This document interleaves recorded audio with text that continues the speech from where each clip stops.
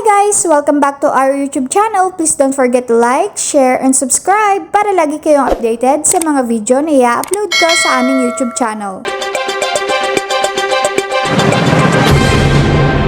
Citizen. Ang tanong ko po, ano po yung proseso ng pag-release and kailan po yung schedule ng susunod na release? Salamat po sa tanong.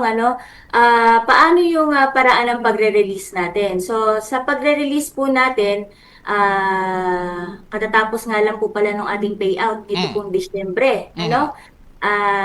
Para lang po sa karagdagang kaalaman, tayo po ay nakapagbigay na sa mahigit 253,000 na mga katatandaan na mula 80 hanggang 100 years old. At kami po ay nakapag-disburse na ng 2.6 billion, mahigit 2.6 billion noong nakaraang taon para sa birthday gift na yan.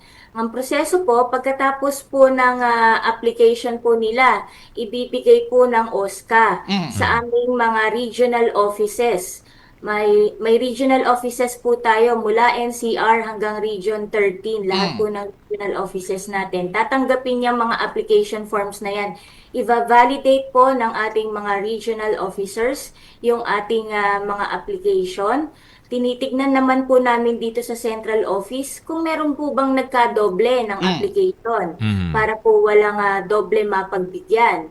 Pangatlo po, magkakaroon na po tayo ng validated list. Ito pong validated list na ito na po yung ibinibigay natin sa ating mga LGUs. At ipapaskill po ng LGUs itong listahan na ito sa mga conspicuous places, sa mga barangay hall. Minsan po, nagbabahay-bahay ang ating mga street leaders para po ipaalam sa ating mga lolo't lola, sa kanilang mga kamag-anakan na ganito po ang araw, oras at lugar kung saan po matatanggap ang kanilang cash gift.